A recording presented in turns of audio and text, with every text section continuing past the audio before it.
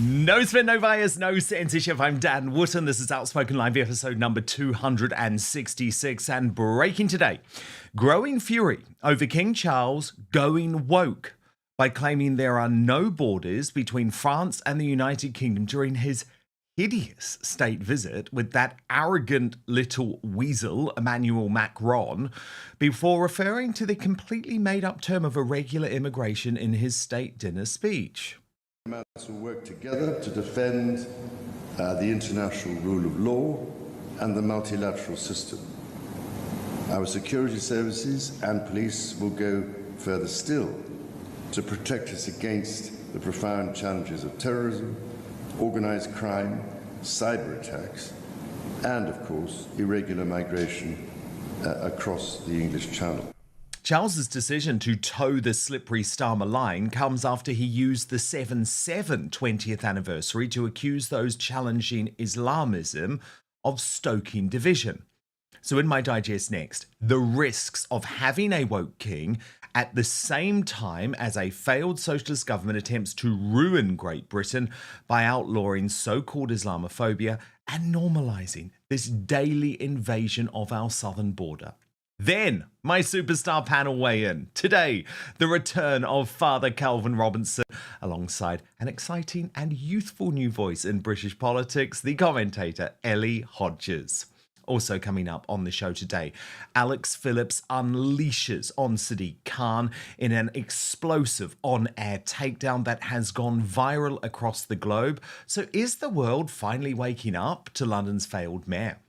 Owen Jones speaks out for the first time about the shock claims that his Piers Morgan uncensored meltdown was as a result of amphetamine use.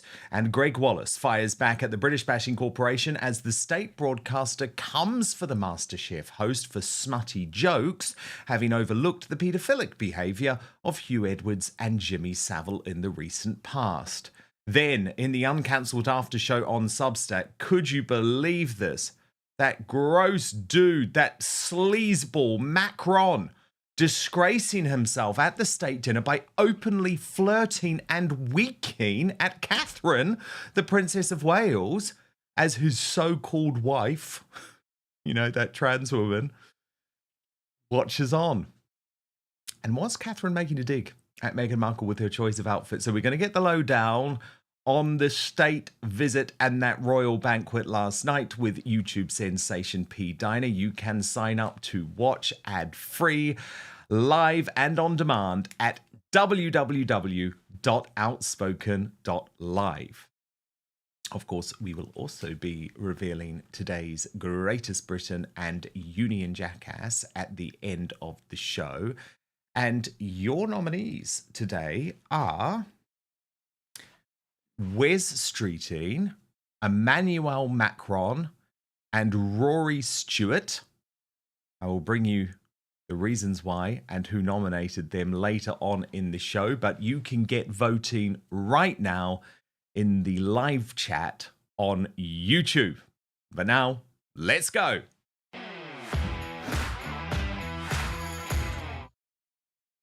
There are days when my heart aches that we no longer have Queen Elizabeth II as our head of state. I'm sure you agree. I mean, this woman was the walking, talking definition of anti-woke. A woman who would never put her personal passions or her personal thoughts ahead of the importance of keeping our monarchy politically neutral. Sadly, the same cannot be said for her son, King Charles III. Now, my position on this has been clear. I am a royalist, I am a monarchist, and I pray that our monarch survives and thrives. God save the king, because I believe in the institution. But as an independent journalist, I also believe in holding power to account. And as it stands, Charles is risking our entire system of government.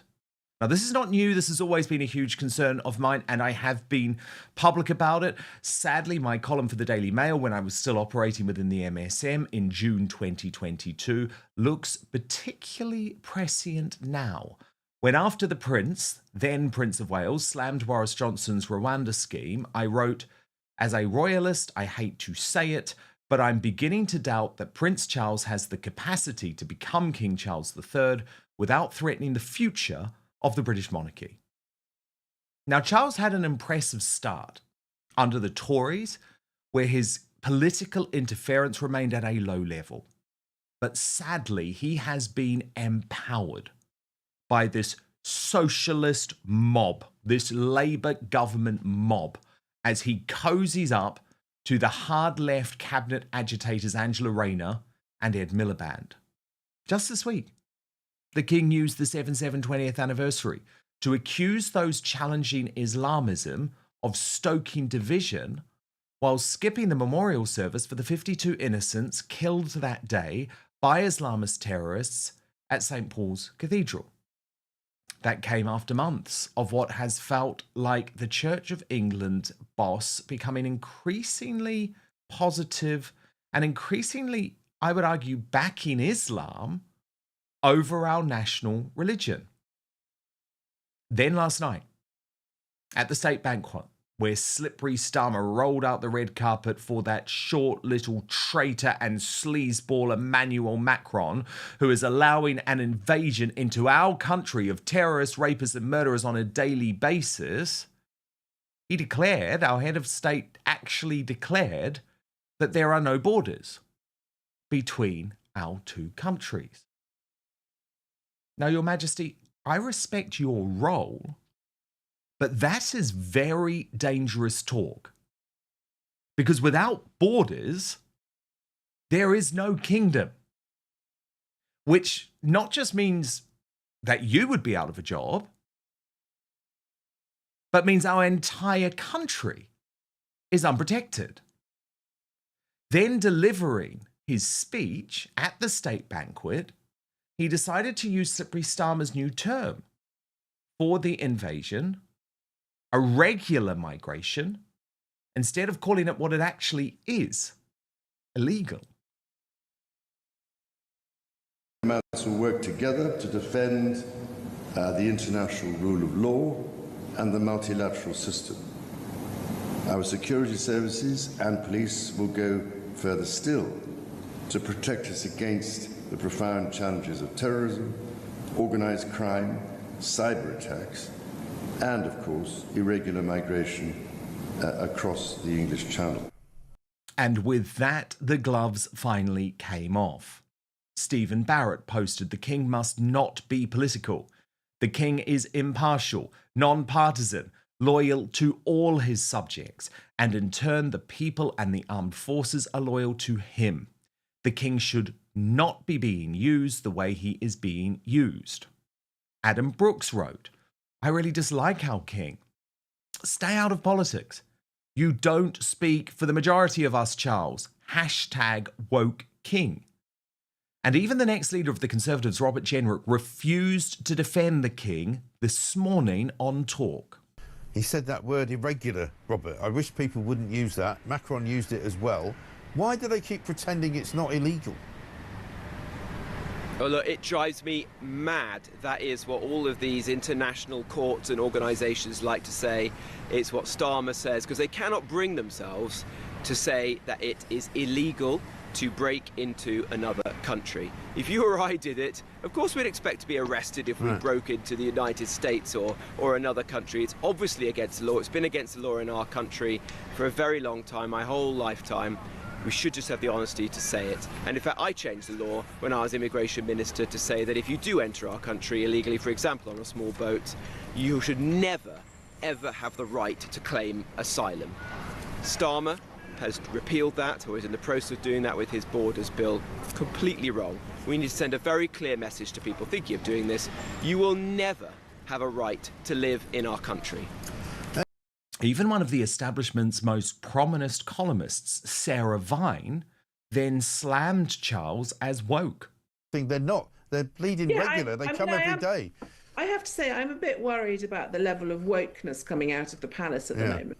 I don't really. I mean, you know, he could have said uncontrolled migration. That would have been fine. What's wrong with illegal? That's what they are, isn't it? Okay, if you wanted to soften it, you could have softened it like that. Instead of which he goes, you know, he parrots the Labour line. Yeah. And I just, you know, the king should be neutral. Yeah. He shouldn't be. I mean, we all know that Charles has got he's quite a soft-hearted man. That's completely fine. But it just seemed to me that he was just being quite woke, and Yeah. I don't want that from my king. No, Sorry. I don't. I mean, if it was the Something else, we were because talking. Starmer is not a royalist, and you know you're just you're messing your patch if you do that. Yeah, exactly. And you're sort of playing into the hands of the people who think that there's a conspiracy by the establishment in this country. Well, I'm sorry, I do not believe it is some sort of globalist conspiracy to say those in power no longer want to stop the invasion.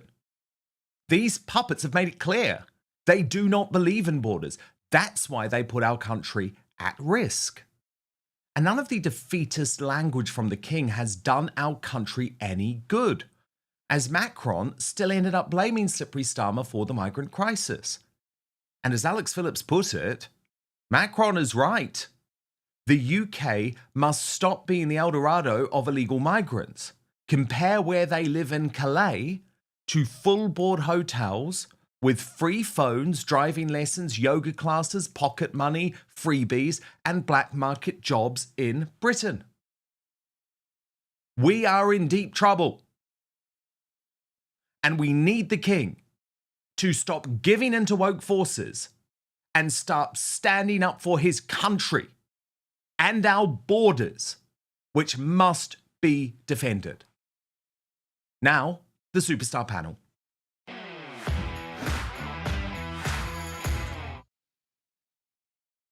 Ellie Hodges, political commentator, and Father Calvin Robinson join me now. Father Calvin, the woke king. How much does this put our United Kingdom and our entire system at risk? It puts our very way of life at risk, unfortunately. And this is not the latest mishap. He also made some disturbing comments over the 7/7 bombings, didn't he? But he's actually quite right. There is no border between France and Britain. But this is the problem. This is the problem that many of us want addressing. There should be a border because, as you quite rightly point out, there is no such thing as a kingdom without borders. There's no nation without borders. And so if we want to become a member of the United States of Europe, if we want to be globalists, part of a wider federation, fair enough. But I believe the people of Britain voted against that in 2016. And the establishment, from the politicians to the monarchy, have been fighting against it ever since. The king has no mandate to force us to be globalists, to force us to be part of a post-nation world. Many of us are proud to be British, many of us are proud to be English, many of us are proud of our heritage, our lineage, our ancestry, our history, our culture, and our faith. And if the king isn't, perhaps it's time for him to abdicate. Ellie Hodges, so good to have you on Outspoken for the first time. Are you a supporter of the monarchy? Yes, I am. I really am. But I'm not a supporter of King Charles, and I think that a lot of people feel that way. And with his recent speech, it's just that word, irregular, again. I hate that word. It is not irregular, it is illegal. And even if you want to kind of soften things up and say it's irregular, it still doesn't make any sense. In the first 6 months of this year, we had over 20,000 people come up on our shores. That is not irregular. There's people coming on a daily basis. So in no way at all can it be classed as irregular. But I do think that we've all known that the king is woke. He has been for ages. He was woke before it was considered cool. He did an interview in the 80s saying about how he talks to his plants and he feels like they respond. So this isn't anything particularly new, but I understand completely why everyone's so outraged about it.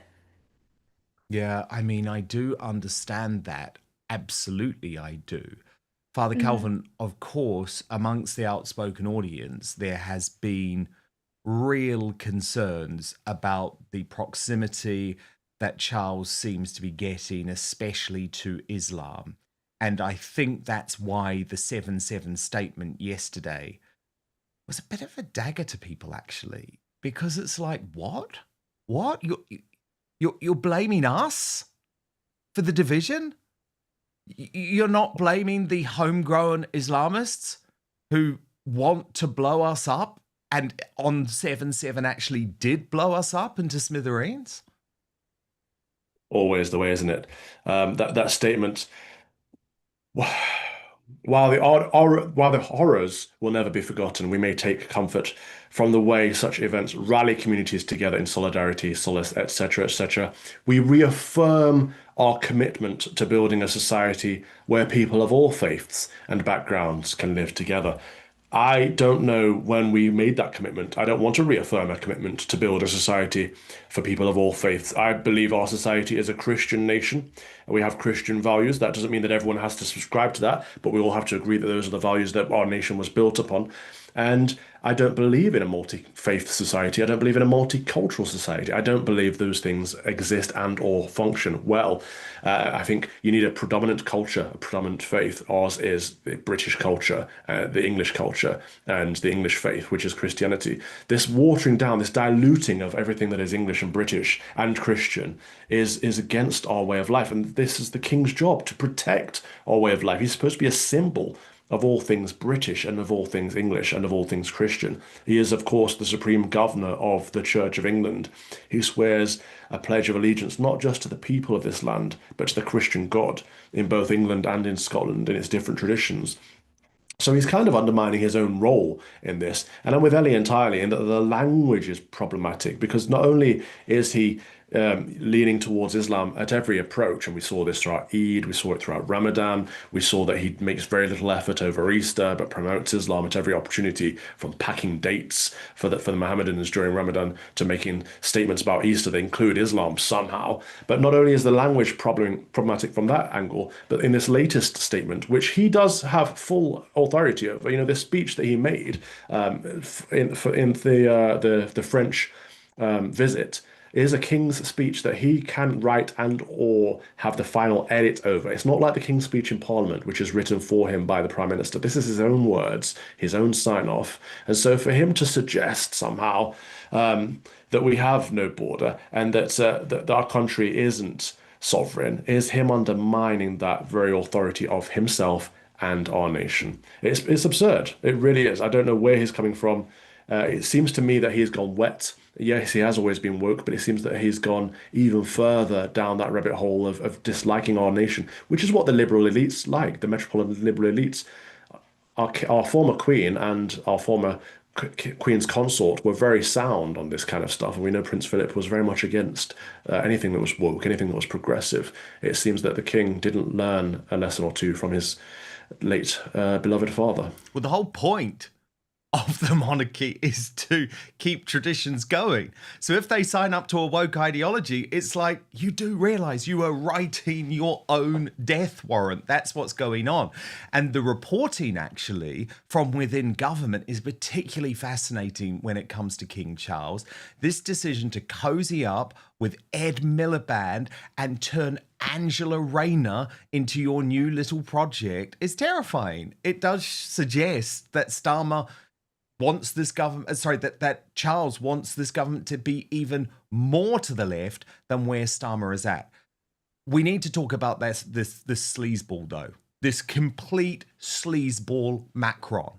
Now, I want to show you his behavior at the state banquet last night. So remember, his trans wife is sitting across from him, and is quite a big distance. And so he decides to be, in my view, completely inappropriate with Catherine, the Princess of Wales, remembering that this is her first state banquet appearance since 2023, the first time wearing the tiara. He's clearly completely enamored with her, is openly flirting with William and Brigitte on the other side of the table. He then winks at her. And remember, earlier in the day, he had already kissed her hand. And I know that is a French custom.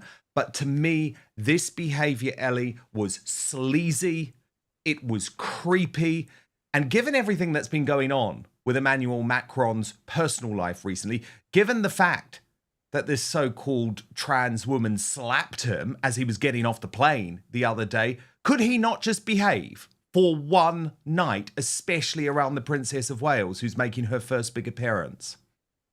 It just embodies kind of everything he's about. It's just absolutely no respect whatsoever. He kind of gives off such an arrogant approach to everything. And I don't even really understand why we're rolling out the red carpet for him anyway. The UK has committed nearly £770 million to France since 2018 to tackle our small boat crisis. And I think we need to ask for our money back, not roll out the red carpet at all. And that behaviour is just disgusting, and it looks awful as well. Father Calvin, what do you make of the behaviour of Macron, who, let's be honest, has a very unusual personal life? I mean, it was unusual before these French journalists decided to look into the past of Brigitte Macron, who was most likely a man. But why on earth are you flirting with Catherine? Why on earth are you winking with Catherine? With your wife across the table? It's almost like he gets off on it. It's bizarre. Yeah, I think it was uncouth. I think he went against protocol, and there's very clear etiquette on how to greet the princess herself. I don't know if he was flirting. I think Macron is homosexual. I don't know if he would be flirting with princess. But it certainly wasn't appropriate behavior. No, it wasn't. It really wasn't. Avatar, by the way, has sent a super chat in on this saying, Charles, I funded wars with our money. Anyway, Charles III is the traitor king, the Islamic king. Should we taboo the name Charles from the monarchy? Feels like it. Sorry, I've just realised what Avatar was saying. He doesn't mean Charles, I funded wars. Of course, he means Charles I funded wars with our money. Sorry. Was a bit stupid there, but very, very good point. And by Charles the way, I also died for the faith. He's a martyr. King Charles the Martyr. I think he went against the establishment when it wanted him to take the church woke. He fought and died for the church and for the Christian faith. So I actually have a lot of respect for King Charles I and King Charles II. I think King Charles III is dirtying and sullying the name, the great name. And by the way, Macron is up for our Union Jackass. I do have the reasons why now on the nominations, so let me just take you through them very quickly. Macron nominated by Thomas W303 because amongst everything else, he breaks royal protocol by walking in front of King Charles. Then you've got Rory Stewart nominated by Matt Cass because he's a strange-looking weirdo whose podcast is a backpatting session, very dangerous for society. And Wes Streeting nominated by Blame Game, who says it's Groundhog Day. Less than a year after Streeting capitulated to the junior doctors, they have overwhelmingly voted to strike again. Is there anything this Labour government can get right? So get voting for those Union Jackass nominations in the YouTube live chat, and I will bring you the results at the end of the show. Sadiq Khan is now an international laughingstock, and he deserves to be, after Alex Phillips issued one of the greatest mainstream media takedowns of a politician in history. But I want to set up the background to what resulted in Alex losing her shit for very good reason on Talk. Because the British Bashing Corporation finally revealed at the weekend what we all know, that rape gangs across London are prevalent. Watch. This programme has been told that grooming gangs are operating in London and the situation is more catastrophic than anywhere else in the country. The recent Casey review revealed that the Met Police are investigating cases of children in London being criminally and sexually exploited, and there is a mismatch between the ways the Met and London's local authorities recalled child abuse. But remember, this is something that Sadiq Khan had been denying existed at all. Indeed, he claimed he didn't even know what grooming gangs meant in conversation with his London mayoral rival for the Conservative, Susan Hall, who posted after that report, really? If you recall, Sadiq Khan pretended not to know what I was talking about when I quizzed him on it. And I think it's really important just to remind everyone of the arrogant, condescending, and completely irresponsible behaviour on this issue from London's Muslim mayor. Watch. I asked you this question last week and you found every which way but not to answer it. Just how many grooming gangs have we got in London? To avoid any misunderstanding, can she define what she means by that? Yes, if you look at what's gone on in Rotherham, where there are people taking young girls, grooming them for sex, that is what I'm talking about. We know in London there are issues about exploitation of young people, but they're not as defined by the member in her definition of what those types of gangs are. So are you saying we haven't got the same sort of gangs that are in Rotherham, Bradford and lots of other places in the country? Just for what's a misunderstanding, what does she mean by that? You know full well what I mean by that. It's all over the television. You know exactly what I mean by that. These gangs of people that are grooming young girls for sex. Do we actually have those in London? Today, I'm unclear, Chair, what is meant by the question. If you could spell it out, I can answer. I've just spelt it out. Are you not listening? It's the sort of gangs that groom young girls at a young age for sex. Exactly how much clearer do you want me to be? I watched that and I just think you reprehensible son of a bitch. You disgusting man who will put your politics ahead of the safety of young girls. It's sick. And finally, someone shared that passion in the mainstream media, because for far too long, Sadiq Khan has got away with his rubbish because he is considered untouchable, in part because of his ethnicity, in part because of his politics, and in part because of his religion. But when Alex Phillips, who is of course a regular here on Outspoken and will be back next week, when she used her platform in the mainstream media on Talk to finally tell the truth about Sadiq Khan, her emotional moment went viral all across the globe. Watch. That makes me so livid I could cry. That disgusting human being who happens to be the Mayor of London, who also happens to hold the title of the Police and Crime Commissioner as part of that role, that responsibility, obfuscating, gaslighting, bullying, belittling. These are little girls, underage minors, being raped by gangs in our capital city. You do not play games over this. If this was anybody else in any other position of authority, that clip alone should have seen his head roll. London Mayor, you're a disgrace. You're disgusting. You do not deserve to be in that position, not when the welfare, the well-being, the dignity, the integrity, the safety and the innocence of children in the capital city is at stake. You are the most deplorable, despicable, horrible human being to answer that question like that. Now, you get back in that seat, you answer the question properly, you get the stats, you hold the police to account. That is what you're supposed to be doing. That is what I'm paying you to do. As someone who pays taxes, living in London, I should expect no less. The country should expect no less. You disgust me. Right, I've got... Yes, Alex Phillips. Yes, finally. Ellie Hodges, as a young woman, how do you feel when you hear Sadiq Khan gaslight Susan Hall in that manner, pretend that he doesn't even know what grooming gangs are, let alone that they are completely widespread across the city that he is in charge of?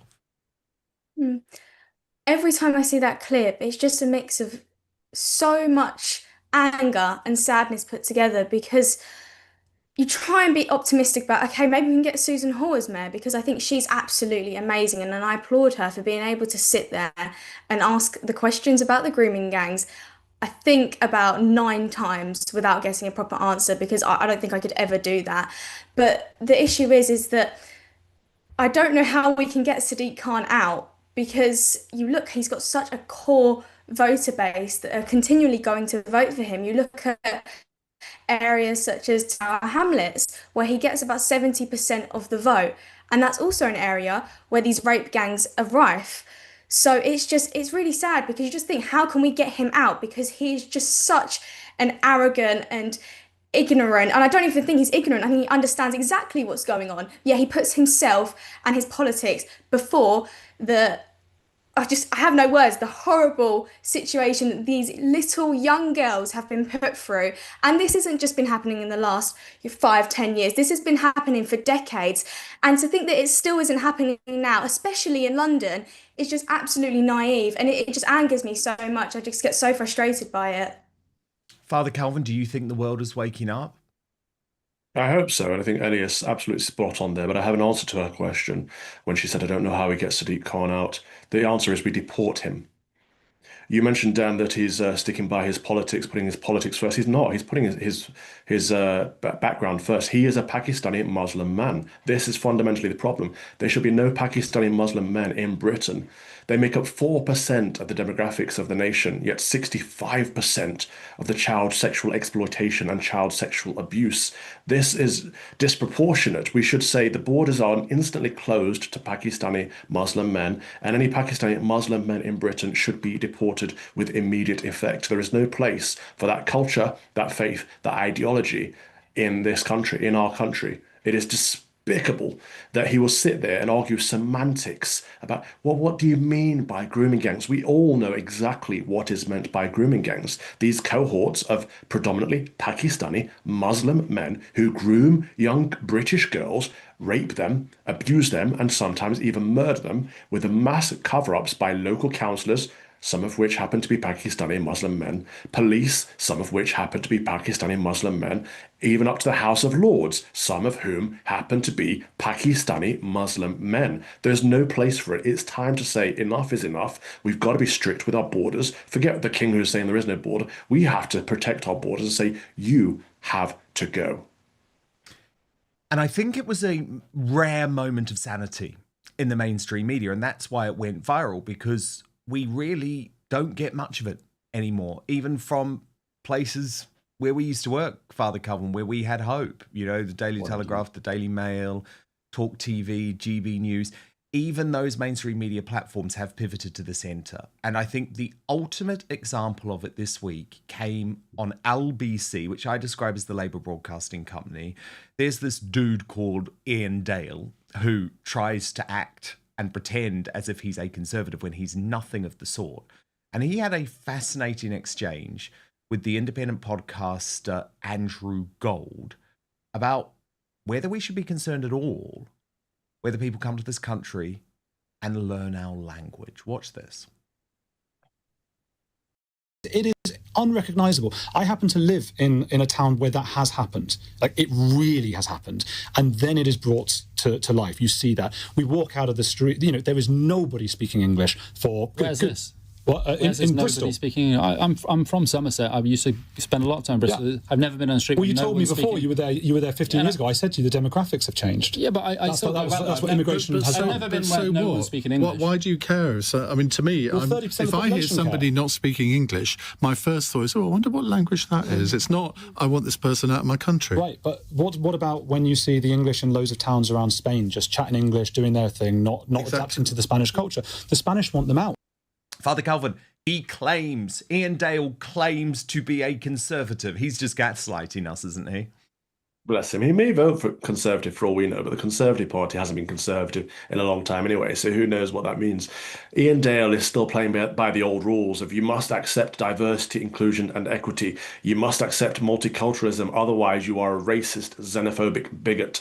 And he's playing that game very well. Say, well, why would you want to think that? When I think about people speaking another language, I think, oh, I wonder what they're speaking. It's an absolute utter nonsense. I was in the UK last week. You can go from one end of London to the other end of London and not hear a single English accent, never mind English language. It's not very good. It's not good. You should be allowed to say that. In England, you should expect to hear people speaking English. You should expect to see English people. Now, in the capital city, English people are in the minority already. That should concern people who want England to remain English. And that's not racist, it's not xenophobic, it's not bigoted. And if it is, so what? I accept all those labels. Because I wouldn't go to Japan and say, you guys have to become more English or more British or more white. Of course, that would be absurd. Yeah. Protect Japan for the Japanese. And the same for every land and culture. And these people like Ian Dale, they accept that for foreign cultures and foreign people. Why do they not allow it for us? Why are we not allowed it? Because it's the self-hatred of the metropolitan liberal elite, that Islington bubble, that want to destroy our country, destroy our way of life. And they to do that, they are. undermine us in every step of the way. The problem is they are destroying us. Yes. I mean, Ellie Hodges, how do you feel about this? Like, as a young person, do you feel concerned when you see lots of young men who aren't from this country speaking another language? Or are you like Ian Dale and you think, oh, that's nice, wonder where they're from? Of course I do. And I think that in that clip that you just shown, he just comes across as an individual in the mainstream media who think that they are morally superior. And there are too many people like that. And I think he would find it concerning if he went to some of these places where no one speaks a word of English. I think there's 1 million people in this country currently that don't speak a single word of English. And I suspect it's much more than that as well. And you can see certain towns and certain streets, even in London, where there is a whole street of people that do not speak English. All of the shops aren't English. It's basically the exact same as where they came from, or whatever country that they came from. And that is extremely concerning because it means that you're losing all culture that we currently have in this country and the English culture that we have. And that is the complete opposite of integration. And that's what we need to be speaking about, is that these people that are here, how can we integrate them? Because at the moment, even if I come here right now, if I came here from a different country and I knew that I could live on a street where everyone spoke my language, all my shops from home were there, but I was getting extra benefits and some pocket money, of course I would come. So I don't blame those people, but we've created a situation where that can happen and where people can get on with life without speaking a word of English. Hilariously, Rupert Lowe has today been described as the most extreme MP in the country, and he's just like, yep, I am, and I embrace it, who cares? And he took a very stark position on this, posting, if you live in England, you should speak English, obviously, linking to this now infamous BBC video of him versus Ash Sarkar. Watch. The NHS exists to provide the best possible care to patients. Now, some of those patients will feel more comfortable speaking in their native language. I don't care. Right? I have no interest in that. Well, fine. Like they should speak English. They live in England, they should speak English. Who cares? I have no interest in it. I love it. And I think Rupert's really unrelenting approach is one of the reasons why Reform UK seems to be in big trouble, according to these new figures. GB Politics spelled this out. Let me show you. Reform UK's membership has decreased by nearly 10,000 in the past month. The Reform Life ticker is now going down with yearly subscriptions not being renewed. Why do you think Reform are losing members? Reform's subscription service works on an annual basis, so if you cancel, the ticker does not show this instantaneously, but when your year is up, Reform's total membership has dropped nearly 10,000 in the last month. Before the election, they had just under 40,000 members. When you consider that the number will be going up straight away when new members join, but only down when the yearly membership runs out. This means that they have likely lost over 10,000 of those pre-election members. And there does seem to be big trouble within Reform UK, Father Calvin Robinson. And I don't think this new interview from Nigel Farage today, where he boasts about being more left-wing than the Conservative Party, is going to help matters, do you? Absolutely not. It's ridiculous. He's got Rupert Lowe and Ben Habib on his right, flanking him. He should be leaning back towards the right to get his core demographic reunited, but he's not. He's leaning further to the left, as I've been saying all along. He doesn't understand who his voters are. It's very, very sad because people are pinning a lot of hope on Reform, and they are not the answer. Of course, there is no political answer at this point, but Reform are certainly not it. I do like Rupert's nobody cares Margaret moment, because we're sick of it. Nobody does care anymore. The mainstream media and the lefty lovies can keep peddling their same old tropes and their cliches, but it has no power over us anymore. We're done with it. Of course, it's obvious that if you're in England, you should speak English. And to see someone like Rupert Lowe, someone so mainstream and centrist, saying it is a good thing. It means eyes are opening, minds are opening, hearts are opening. The British are awakening, and this is going to be dangerous for the lefties. Absolutely. And I just love the way Rupert deals with those on the left. Every time he does this, I'm like, Nigel, take a leaf out of this book. Stop caring what the mainstream media think, because they hate you. So Rupert was named the most extreme MP in the country, right? And rather than shy away from it, this is what he has posted since we've been on air today. I've been called Britain's most extreme MP by Hope Not Hate, a nutter by Nigel Farage for my stance on illegal migrant mass deportations, a racist by Emily Maitlis over my views on the Pakistani rape gangs. I am honestly so past caring what these people think about me. I want every illegal migrant in the country deported. If that makes me a nutter, then so be it. Pass me the pistachios, Nigel. I want Pakistani rapists removed to Pakistan. Not just the rapists, but the foreign family members who knew and failed to act. They have to go to all of them. Does that make me racist? Who even knows anymore? It does not matter. None of these names matter. The vast majority of Brits agree with me. Illegal migrants deported, foreign rapists removed. If that's you, I hope you will consider joining our Restore Britain movement, where we will unapologetically make these arguments to the British people. Extreme, nutter, racist, oh well, I just honestly do not care. I say let's go for the full house and get called a scumbag by James O'Brien. And isn't that just brilliant, Ellie? It's very Trumpian. Like, is Rupert Lowe our Donald Trump? I'm not sure. I mean, I agree with everything he's saying there, and I do have big criticisms of reform, and I have actually got rid of my membership. So by you're no one means of am I them. saying You're out. Yeah. Yeah. So by no means am I saying that reform is perfect, because I don't think they are, but I do think that they are the only shot that we have. And I think at the moment. Why? At the moment, because I think that they're the only party that has the kind of momentum, and I think it'd be really hard to start a new party on the right. There'll be too many. It's just a massive split in the right at the moment. You've seen Ben Habib's new party. I like Rupert Lowe's Restore Britain, because I think that is a very mature kind of thing to do, a cross-party movement, and I think that's what this country needs as well. But I'm not sure that Rupert Lowe's our next Trump. I think he embodies a lot of Trump's kind of characteristics, and I loved that tweet, because I think that is what a lot of people feel like. If, you know what, so be it, I don't care. And that's what everyone's thinking at the moment. So yeah, because Nigel is so impacted, isn't he, Father Calvin, by the words of his enemies who are always going to hate him. Absolutely. And they don't have momentum. They literally have the opposite of momentum. If they've just lost 10,000 members, and that's the ones we know about because they're year-long subscriptions, so I suspect there'll be more, their momentum is going in the inverse. They're losing whatever they built up. And that's a shame, sure, but it means that there is room there for parties on the right to stand up and grow.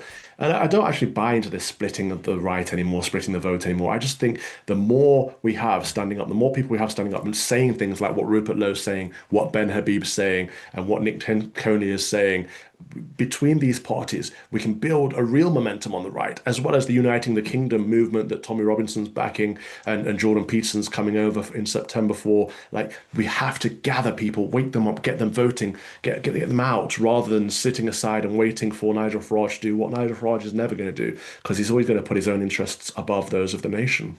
The incredibly frustrating thing is it's like all of those things Father Calvin mentions are helping to move the Overton window so significantly, yet Nigel Farage just keeps on slamming that door, throwing it all back in our faces. I don't get it. I do not get it. And boasting to the New Statesman about how you are on the left of the Conservative Party. Well, I'm sorry, you just keep opening up this gap on the right. Someone is going to fill it, because we need a true conservative revolution. And I mean small c conservative. We need a true revolution on the right. Breaking today. Owen Jones has finally responded in detail to claims that it was drugs that resulted in his bizarre meltdown on Piers Morgan Uncensored. Now, you'll remember that he has denied being on cocaine following suggestions from Harry Potter author J.K. Rowling. But it was totally obvious watching this appearance on Piers Morgan that something was up.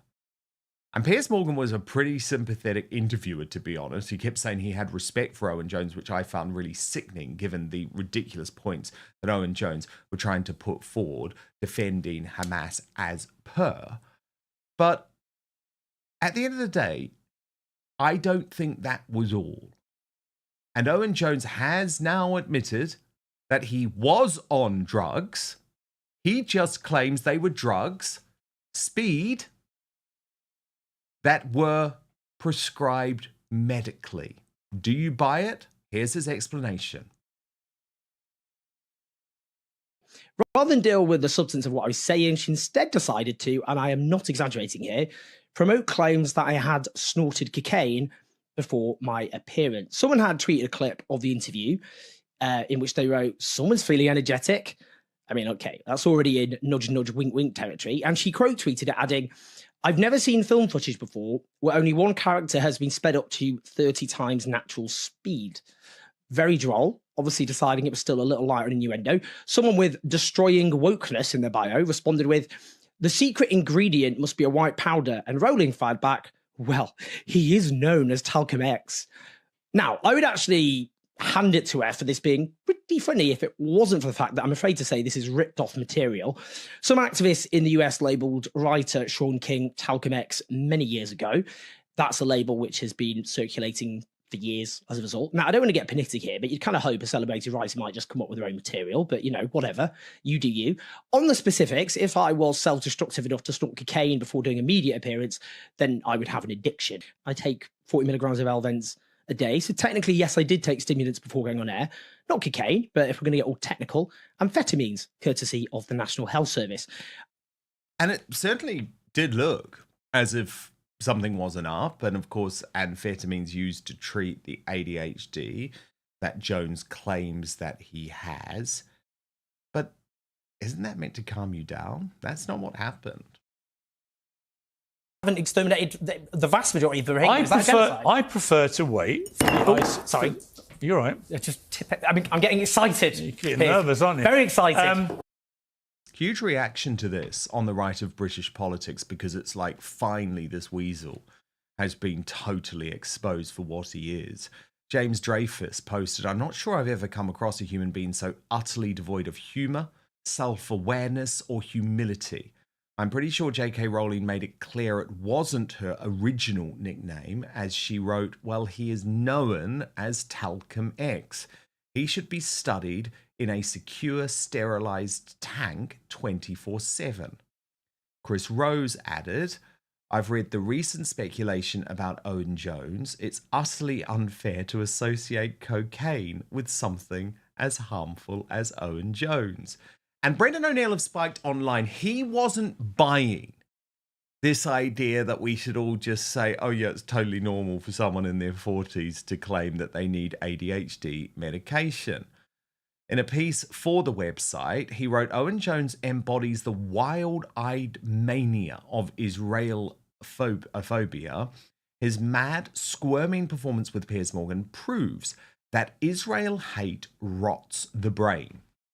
And he added, that's what Jones's performance on Morgan's show brought home to me. The sheer mania of the bourgeoisie's hatred for Israel.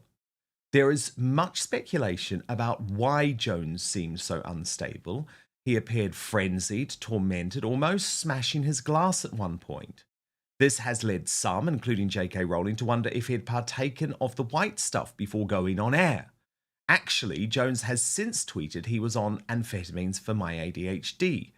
Taking drugs in your 40s for that most middle class of imaginary Malaysians, mate, just pretend you did coke instead of admitting that. For those of us uninterested in the fashionable ailments and neuroses of the Oxbridge classes, i.e. all normal people, the most striking thing about Jones's performance was less its physical twitching than its moral frenzy. He came off like a man possessed, a mad preacher, come to cast out Zionism. It was giving Malarian vibes, a man in black, barely able to sit still as he furiously held forth on the unholiness of Israel and all who support it. Just say Israel is committing genocide, he barked to Morgan at one point, and it sounded for all the world like a command to convert.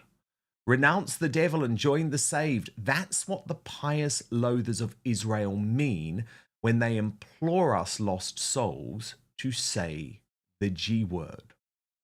Now, here's a reminder of what J.K. Rowling had actually posted about the appearance. She was replying to someone who said someone's feeling energetic, and she said, I've never seen film footage before where only one character has been sped up 30 times natural speed. So, Father Calvin Robinson, this is quite a fascinating one because Jones lost the argument. There's no doubt about that, given that Piers Morgan wasn't even really attempting to prove him wrong. It's like Jones lost because he was just so manic. But it's sort of true, isn't it, what Brendan O'Neill is saying? It's like, okay, we all accept that you weren't taking illegal drugs, but this is, I think, one of the scourges of the hard left today. This decision to walk hand in hand with Big Pharma, because effectively you are an adult claiming you have ADHD, a condition that lots of very sound medical professionals question whether it's actually legitimate, especially for someone of that age, and you're taking state-prescribed amphetamines, speed, as a result. I honestly thought this was something that was prescribed to high school students so they can get through their examinations by sitting in an exam hall and not going hyperactive. I didn't know it was something that 40-odd-year-old men took on prescription, probably from the NHS. I'm genuinely curious as to what the purpose of that is. Maybe he struggles to perform in his journalistic duties. Maybe he almost smashes glasses and goes all hyperactive unless he takes his medication. In which case, is he saying that he was on this medication and it made him like that, where perhaps it's not working, or is it that something else was interfering with that medication? Perhaps J.K. Rowling is right. Who knows? His reaction is more strange than his performance on Morgan. It's all very peculiar. Yeah, what did you make of it all, Ellie? Well, when I first put on the interview, I genuinely did think it was sped up. And I sometimes watch my videos sped up, so I went to turn it down. And then I realised, I was like, oh, this is just how he speaks. And then when he knocked over the water or whatever it was all very, very weird. And I found the whole interview really fascinating because Piers Morgan wasn't really pressuring him that much. And he was kind of saying, I actually agree with you on this. And then Owen Jones started sort of shouting at him, butting in, getting really irritated. And I thought, what are you doing? He's literally saying he's agreeing with you with the majority of things.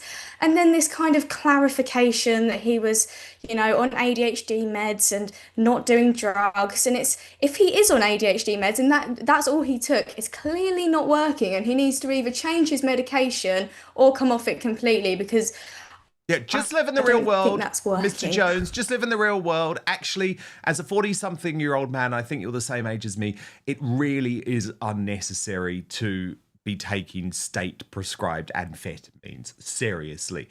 But Ellie Hodges, look, we met at a New Cultural Forum event recently. I was very, very impressed by you because you were crazily young, right? How old are you? Remind me. 17. I know, it's extraordinary. You're amazing. You are just a future political superstar. And I think you have a huge future ahead of you, which is why I wanted to be the first to be able to say, I had Ellie Hodges on Outspoken and we were part of her discovery. I really feel like you were going to be the British version of Brett Cooper, who's obviously become this big force since leaving the Daily Wire. But the other reason I wanted to have you on is because I want to try and understand how your generation thinks, because it is a lot of teenagers who put Owen Jones on some sort of pedestal Why? What is it about someone like him that is so appealing to people of your age? So I'm trying to understand this myself, to be honest. But I think that a lot of young people, especially people that are at university, they want to have a purpose. They want to have something to kind of fight for. And they kind of cling themselves onto, pro-Palestine movements or the trans movement because it feels like they've got a purpose. And I think it's really sad because there's a lot of other better things that you could be doing.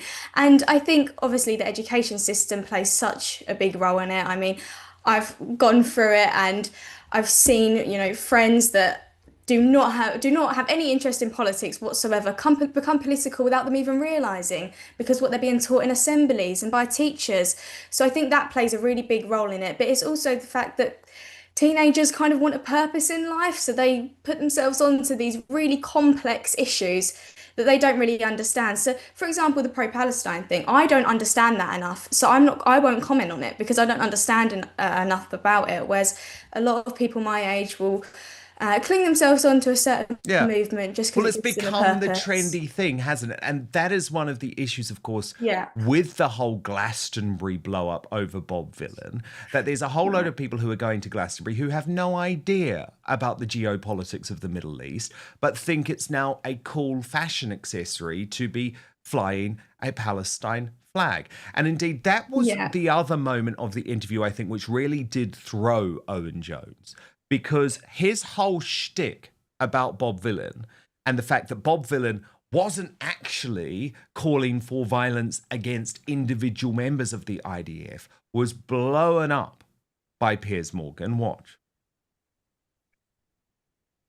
When people say the NHS will die, literally they say the NHS will die without reform, are they saying that they're going to be the mass murder of doctors and patients? So to be clear, when you watch that rapper at Glastonbury chanting and leading a chant with thousands joining in of death to the IDF, you instinctively believe... He said it himself. He said... Oh, no, he said it since. So you accept then that the rapper was talking about soldiers? No. People call for the death of the Russian army all the time. Do you believe him 100%? Yes. That when he said death to the IDF, he didn't mean individuals... Do you believe that? Well, he's actually, unlike... I mean, this is the irony. Do you know what the irony is? Well, just answer my question first. Yes, I do. Because new footage has emerged. And death to every single IDF soldier out there as an agent of terror. I've known you a long time. I have a lot of respect for you. You just have to admit, when you hear that, you were wrong to defend him in the way you defended him. He didn't mean IDF. People I was defending... He didn't mean IDF the entity, did it? But you accept now that you were wrong. He didn't mean that. I didn't hear. I've only heard for the first time. You've heard that. So what? Now you've heard that. Do you still say he only meant the entity? Well, no. Obviously now he's made clear what he meant. So you accept you were wrong. Well, yeah, because I know. I'm not saying you. I'm not saying you should have known. Fine. I'm just saying that I found the defence very disingenuous by everybody, and I felt what he'd done. And this has now been proven, I think. He'd gone on social media. He'd seen people coming up with this ludicrous defence that he only meant the entity. And then, and knowing what he'd said on stage, he issues a statement saying the complete opposite that he's read from people like you defending it. And now he's made all of you look like complete prunes. Father Calvin Robinson, what did you make of that? A masterpiece by Piers Morgan. He had Owen Jones running rings around him. It was quite embarrassing, really, because he defended this silly performer and then was shown evidence to see that he was wrong. Just put your hands up and say I was wrong to defend. But of course they don't, because they are all aligned. These Hamas supporting people that have never actually been to Palestine, just obsessed with this kind of... I don't know where it comes from, but it's really strange that the whole of the left is aligned with it. And Owen Jones is, of course, the token boy of the left, so he has to run with it.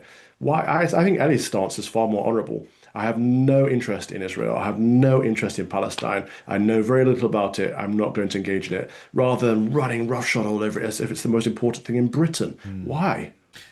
But, Father, just from a straight moral perspective, no matter where you stand on the conflict in the Middle East, no matter whether you believe that America and the UK should be involved in this perpetual forever war, surely there is something incredibly cretinous about the be kind left coming to the defense of an artist who is literally on stage calling for the death of folk. And it was not just the IDF that he did it to. I've seen other video where he did the same about the British police, who he described as pigs. I mean, this is a very bizarre man to make your poster child. And by the way, I will be very clear, Father Calvin, and you will know this because you know where I stand on this. We're both free speech absolutists. I have not called for this guy to be arrested. I'm not part of that mob. I haven't called for Kneecap to be arrested either. I just want there to be consistency in terms of how the law in the United Kingdom is applied, which at the moment there certainly is not, given we have Wayne O'Rourke, Lucy Connolly, Julie Sweeney rotting behind bars. But you can understand, Father Calvin, that people look at this left-wing grouping and they're like, oh my God, like, this is an evil thing that this guy is perpetuating. And you're not just accepting it, you're not backing him for free speech reasons. He is your hero. He's your poster child. He is the person that you want to pay lots of money for. In fact, it's worse. They're backing him because they agree with him. They also want to see every soldier dead. It's an evil ideology, it really is. And on the inverse, we've got people like Lucy Connolly who say things that aren't incitement to violence, but are arrested for it. And so when he's standing up there literally inciting violence, and what do? They celebrate it. It just shows how wicked they are. But they can't see it. Even if we held up a mirror, they cannot see how bad their ideology is because there's a cognitive dissonance there. They have othered everyone that they disagree with. And so we, on the right, as well as the people in Israel and the IDF soldiers and such, are no longer humans. We're less than humans to them. And so it's justifiable to murder, to kill, and to do whatever they see fit with us. They are pretty much... They think they're anti-fascist, they think they're anti-Nazi, but they are the fascists, they are the Nazis. The hard left are the bad guys. Amen to that. Father Calvin Robinson, Ellie Hodges, do stand by. In just 1 minute, who is on the right in this fascinating row, very bitter row that has erupted between the MasterChef presenter in the past, he's sacked now, Greg Wallace, and the British Bashing Corporation, which seems to be very, very angry about Greg Wallace's smutty jokes, not so worried about Hugh Edwards and Jimmy Savile being rampant paedophiles. What does this say about the priorities of our state broadcaster? We're going to debate that and hear from Greg Wallace in just 1 minute. But first, do you ever wonder why it's so hard to sleep when you're stressed? Well, it turns out there's a feedback between sleep and cortisol. So the less sleep you get, the more cortisol your body produces. And the more cortisol you have, especially at night, the harder it is to fall asleep or stay asleep. It's like a stress-sleep trap you can't get out of. Most people aren't pulling all-nighters, they're just chronically underslept, which means they're walking around with mid to high levels of cortisol all the time. And that spills into the night, resulting in light sleep, a restless mind, and waking up wired at 2 a.m. It's not just a sleep issue, it's a stress physiology issue. That's why I use Evening Bean by Verso.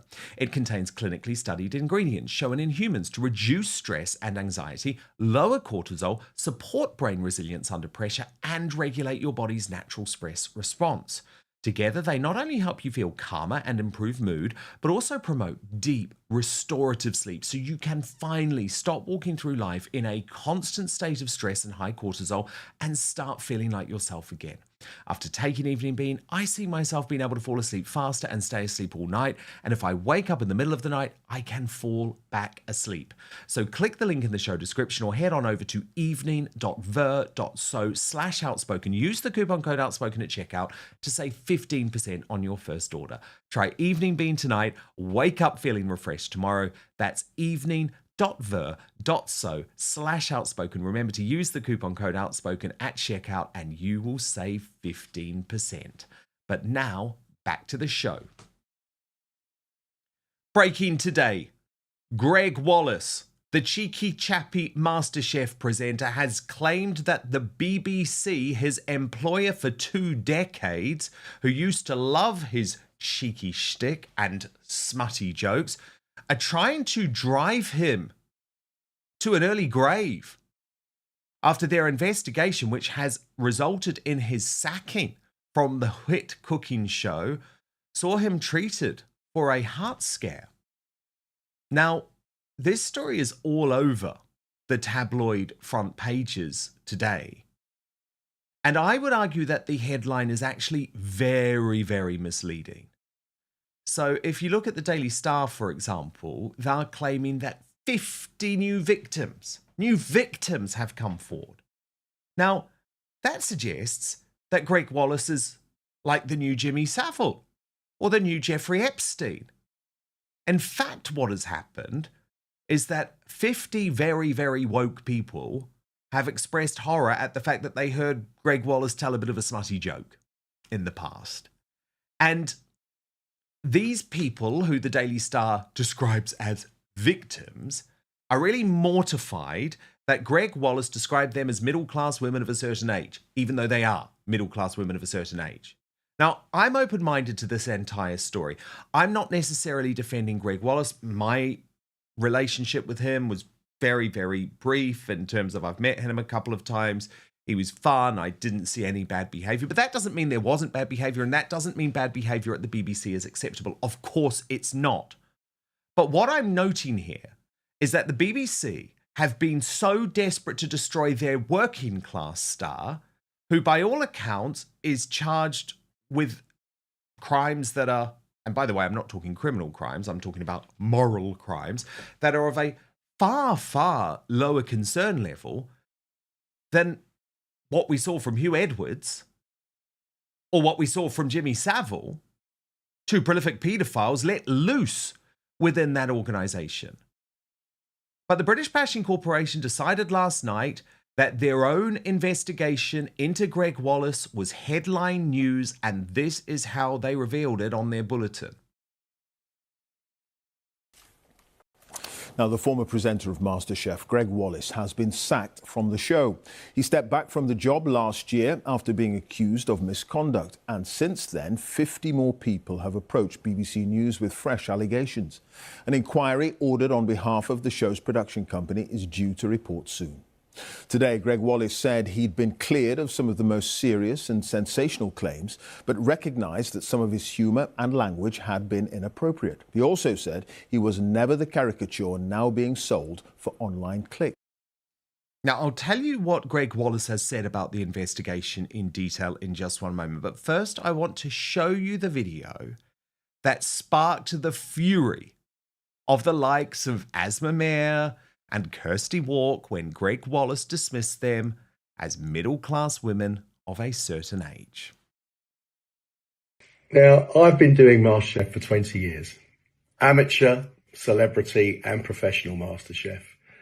And I think in that time, I have worked with over 4,000 contestants of all different ages, all different backgrounds, all walks of life.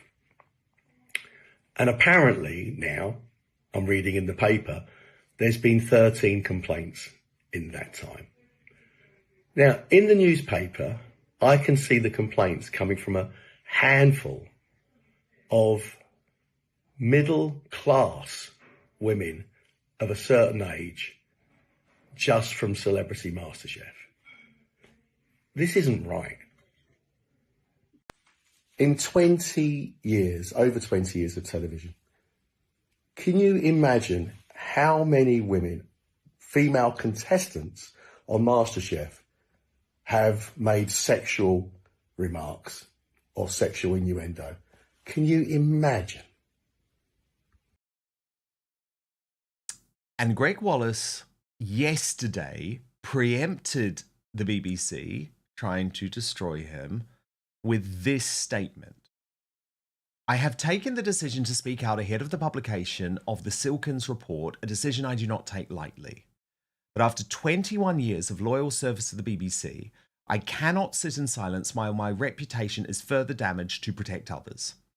I have now been cleared by the Silkins report of the most serious and sensational accusations made against me. The most damaging claims, including allegations from public figures which have not been upheld, were found to be baseless after a full and forensic 6-month investigation. My decision to go public now is also driven by the fact the BBC News division are intending to platform legally unsafe accusations, including claims which have already been investigated and not upheld by the BBC and found not credible by Silkins.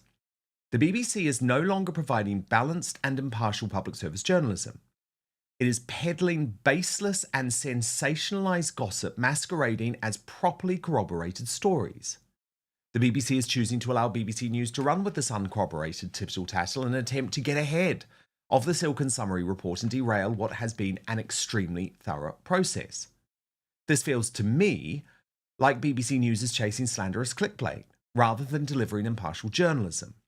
To be clear, the Silkins report exonerates me of all the serious allegations which made headlines last year and finds me primarily guilty of inappropriate language between 2005 and 2018. I recognise that some of my language and humour at times was inappropriate. For that, I apologise without reservation. But I was never the caricature now being sold for clicks. I was hired by the BBC and MasterChef as the cheeky greengrocer, a warm person. A real character, rough edges and all. For over 2 decades, that authenticity was part of the brand. Now, in a sanitised world, that same personality is seen as a problem.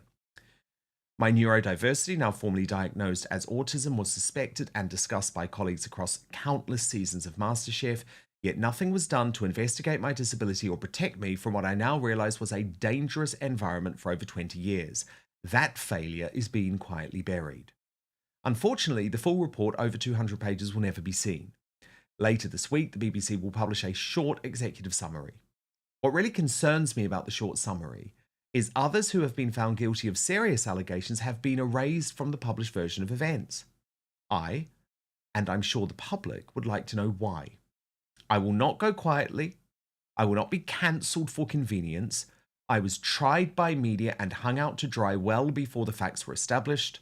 The full story of this incredible injustice must be told, and it is very much a matter of public interest. Greg Wallace. So despite the BBC reporting on this, there are clearly 2 sides to this story. And to discuss it now, my superstar panel, the political commentator, Ellie Hodges, and Father Calvin Robinson. So Father Calvin, obviously, it's not good to make inappropriate jokes in a workplace environment. But I have a huge amount of sympathy for what Greg Wallace is saying about how there has been such a changing version of society. And we know a lot of people are being cancelled for so-called moral crimes that were completely acceptable 2 decades ago. Do you think what Greg Wallace is saying is true, which is that the BBC fundamentally didn't like the fact that this is a working class kid done well? And he obviously specifically targeted middle class women of a certain age who seem to have a real axe to grind against him for, on the whole, and obviously I haven't read the report because no one has read the report yet, but on the whole, for telling saucy, provocative jokes. Not cool, but certainly not like Hugh Edwards, not like Jimmy Savile. I can't bring myself to care enough about it. I think it's very strange that he's being targeted almost like he was a rapist or something. Yeah. For inappropriate humor, and probably politically incorrect humor, as most men of a certain age in our country have. And also that's a tautology, this middle-class women of a certain age. It's either middle-class women or women of a certain age. Like, they mean the same thing. But, I mean, I don't get why they're beating him with a stick. Maybe his time has come. Maybe they wanted someone younger and, I don't know, someone to replace him, probably someone more diverse. And this is their way of booting him out. But it's not very pleasant to see. I don't have a problem with Greg. I don't particularly like or dislike him. He just happens to be on the television, right? But I haven't heard him anything that he's supposed to have done that is a crime, even a moral crime at this point. It all seems a bit bland. Yeah, he makes it the occasional inappropriate joke. Yeah, so do most people around people that they call their friends and colleagues. And if you don't like it, then, you know, don't work with them. What am I missing here?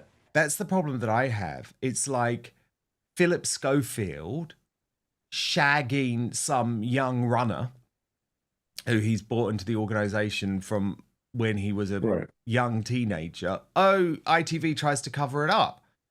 Greg Wallace, it's like there was an absolute moral hysteria and panic. And Ellie Hodges, obviously, as a young woman, I presume you don't want to be exposed to seedy jokes, but surely as a society, we have to have a very clear delineation between crimes that are incredibly serious. You know, Hugh Edwards, Jimmy Savile level crimes. And the problem is, I feel like the coverage, and remember, I'm someone who's been cancelled myself, so I know a lot of this, the coverage is so often based on a moral hysteria, which means you are treated like a rapist or a murderer. Yeah, exactly. And you know, he's not an angel, clearly. Yes. This many women coming out and sort of saying that he's even made inappropriate jokes or treated them in a certain way. He's clearly not perfect. But it was concluded that Wallace was primarily guilty of using inappropriate language. You can be found guilty of using inappropriate language.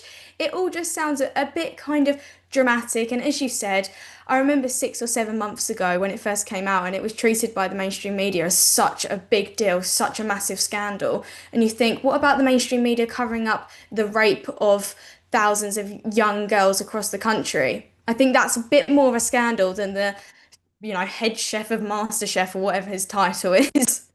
Absolutely. And you are completely right to point out that the rape gang scandal at the time got far less coverage than Greg Wallace, which is an extraordinary head scratcher, Father Calvin Robinson, unless it's much easier to throw someone like Greg Wallace under the bus. I mean, I have to say, Calvin, the other thing I respect him for is for not going quietly. I think it is absolutely essential that we don't just accept cancellation for behavior that some people on the woke left might find slightly inappropriate.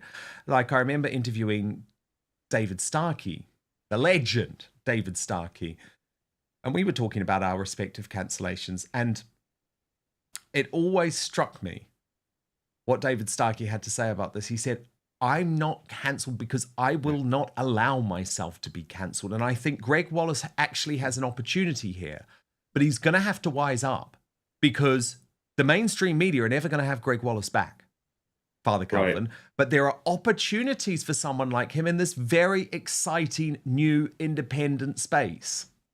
There are always opportunities. And for a period of time, I was the only person to have David Starkey on my show, Professor David Starkey on my show on the channel of GB News. Everyone was a bit extreme. I made sure I had him on pretty much every week for a period, and I do stand by his words. I refuse to be cancelled. You're quite right. But with Greg Wallace, it seems this is a distraction. So the BBC has been complicit in the cover-up of so many wrongs, from Jimmy Savile to Gary Glitter to the horrible Princess Diana affair, to the Pakistani Muslim grooming gangs. And so, of course, I think while this is all coming to air, they'd rather talk about Greg and how bad he's been as a person than how bad they've been as an institution. And so often I'm on programs like this saying there's no such thing as institutional X, there's no such thing as institutional Y. I do genuinely believe there is an institutional problem at the BBC. It's a word that's thrown around so lightly these days, but I think we've got the evidence just to back it up, that time after time, the BBC is complicit in cover-ups of immoral and sometimes illegal behaviour. The fact that it's still kind of an arm's length state broadcaster is disgusting. It should have been closed down a long time ago. It is time to defund the BBC. Yes, it is. Oh, goodness, yes, it is. Father Calvin Robinson, so good to have you back. And Ellie Hodges, what an incredible debut from 17-year-old future Thank you for having me on. Right. Thank you, Ellie. We'll speak very soon. Thank you both so much. Lots of feedback from you today. By the way, Greatest Britain Union Jackass will be revealed in just one moment. But on this whole issue of King Charles and wokeism, Jason Sharp writes, maybe if the king doesn't believe in borders, he should sack his security and open the palace gates to allow all the unvetted in. See how quick he changes his mind when his grandkids are groomed. Very good point. And on a similar note, Vicky Thomas, thank you for the super chat, by the way, Vicky Thomas. Really appreciate those super chats. She asks, is William at all woke, if at all? Eek. Hate to tell you. Yes, he is. So that's the issue, too. It's not I mean, I'm obviously a huge supporter of William in so many ways, but it's not simply a case of once William takes the throne, this wokery will necessarily go away. Linda Levine was disgusted about Macron's revolting flirting with Catherine. He said, Macron is the worst. Poor Catherine. I'm sure she was mortified. Jack Lemmon on the whole Sadiq Khan versus Susan Hall issue says, well played, Susan Hall. He was trying to lead her into saying Muslim, whereupon he would have played the race card. And John Patrick Smith said, and this is in regards to Ian Dale, saying, it's just no issue if no one's speaking English. Andrew Gold is telling the truth. I was in Oxford 2 years ago, and it took me 10 attempts to find someone who spoke English as I was looking for directions. And in terms of Nigel Farage and this new interview, we'll talk about that more on the show tomorrow, by the way. Derek Hadlington says, Farage, in my opinion, is controlled opposition and always was. Recent behaviour just reinforces my opinion on him. Okay, time to reveal today's Greatest Britain and Union Jackass. Your Union Jackass nominees. Rory Stewart, nominated by MattCass040, who says he's a strange-looking weirdo whose podcast is a backpacking session very dangerous to society. President Emmanuel Macron, nominated by Thomas W3033, who says, amongst everything else, he breaks royal protocol by walking in front of King Charles. And Wes Streeting, the Health Secretary, nominated by Blame Game, who says it's Groundhog Day. Less than a year after Streeting capitulated to the junior doctors, they have overwhelmingly voted to strike again. Is there anything this Labour government can get right? Well, in answer to that question, Blame Game, I would say no. Really, there is nothing. And your votes are in. In third place, with 11%. It is Wes Streeting. The runner-up, with 13% of the vote, is Rory Stewart. But an overwhelming reaction to today's Union Jackass, with 76% of your vote, it is President Emmanuel Macron. Today's Greatest Britain, nominated by Aberban's Ghost, is Alan Bates, Sir Alan Bates, for all the work and organising he did to get what we got today. That is, of course, in relation to the Post Office inquiry and the shocking news that 13 postmasters were believed to have taken their own life as a result of their absolute failure by the authorities. It's an extraordinary story. Now, we're going to move to Substack now for the uncancelled after show, where we will continue to discuss Macron's revolting behaviour towards Catherine, the Princess of Wales. And also, was the Princess making a subtle dig at Meghan Markle with her choice of outfit? All the royal lowdown with royal YouTube sensation P. Diner. That is over on Substack. It's live or on demand. And it's completely ad-free. So all you have to do to watch is sign up to my Substack, a paid monthly membership at www.outspoken.live. Now, we're back tomorrow live, 5 p.m. UK time, midday Eastern, 9 a.m. Pacific. Hit subscribe if you're watching right now on YouTube and Rumble. And most importantly, I promise to keep fighting.